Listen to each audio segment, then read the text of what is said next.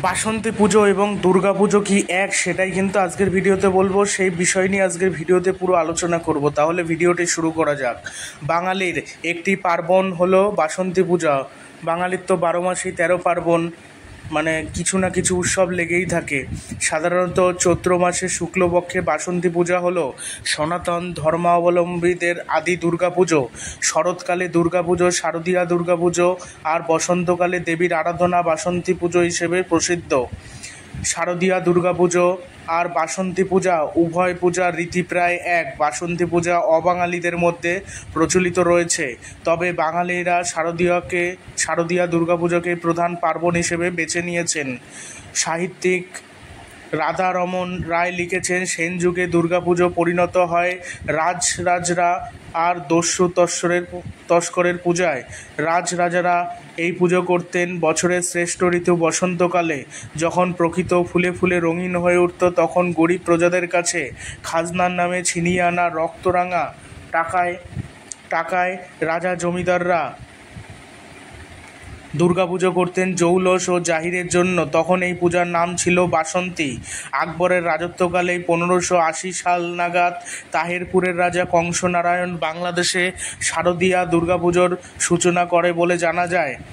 তাহলে কংসনারায়ণের পূর্বে শারদীয়া দুর্গাপুজোর অস্তিত্ব কি ছিল না? রাধারমণ রায়ের মতে আগে এদেশে বসন্তকালে হতো দুর্গাপূজা এবং শরৎকালে হতো নবপত্রিকা পূজা, যার স্থান আজ গণেশের পাশে। নবপত্রিকায় কালক্রমে 4 পুত্র কন্যা সহ দেবী দুর্গার মৃন্ময়ী মূর্তিতে রূপান্তরিত। শাস্ত্রীয় বিশ্বাস মতে যে সময়টা উত্তরায়ণ, অর্থাৎ দেবতারা জেগে ওঠেন, সেই সময় বাসন্তী পূজার নিঘণ্ট।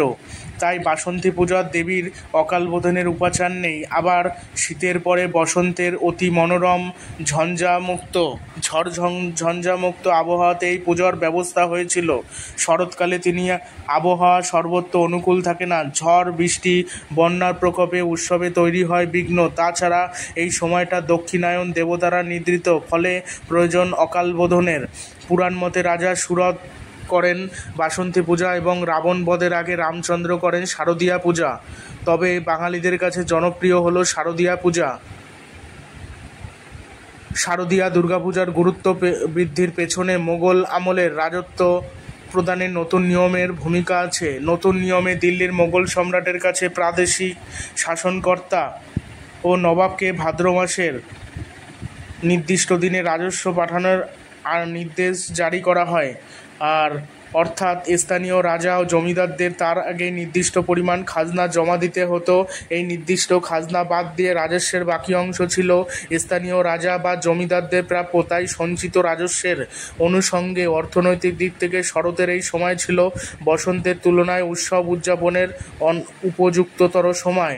অর্থাৎ হিন্দু রাজা জমিদারদের একটি বড় অংশ নিজেদের কৌলীন্য প্রতিষ্ঠার স্বার্থে শারদীয়া দুর্গাপুজোর প্রতি সমর্থন দেওয়া শুরু করেন।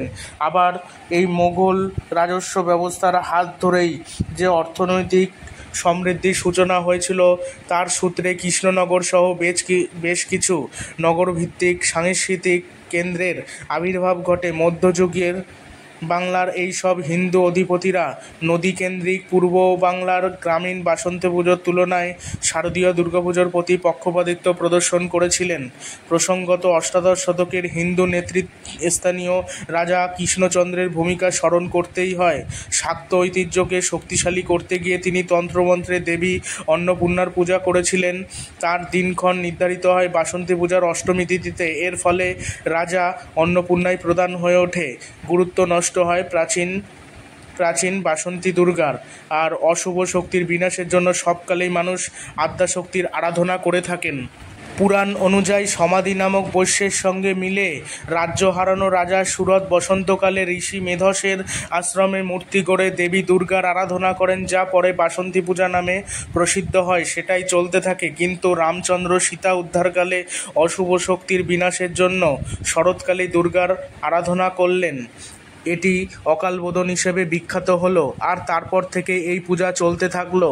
এই পুজো গুরুত্বও পেল, এই পুজো জনপ্রিয়তাও পেয়েছিল তারপর থেকে। বাল্মীকি অকালবোধনের ঘটনাটি তার রচনায় উল্লেখ করেছিলেন ঠিকই, কিন্তু বাঙালি কবি কৃত্তিবাস ওঝা তার বঙ্গ রামায়ণে এই অংশের এমন আবেগমথিত বর্ণনা দেন যে তা বরাবরের জন্য বাঙালি চিত্রে গেঁথে যায়। আর শরৎকালের দুর্গাপুজো এইভাবে ধীরে ধীরে তার নিজস্ব ধর্মীয়, সামাজিক ও অভিজ্ঞান রচনা করে জনমনে স্থির হয়ে ওঠে। তবুও বাঙালি তার আদি দুর্গাপুজোকে কখনোই পুরোপুরি ভুলে যায়নি। ভিডিওটি ভালো লাগলে চ্যানেলটি সাবস্ক্রাইব করবেন।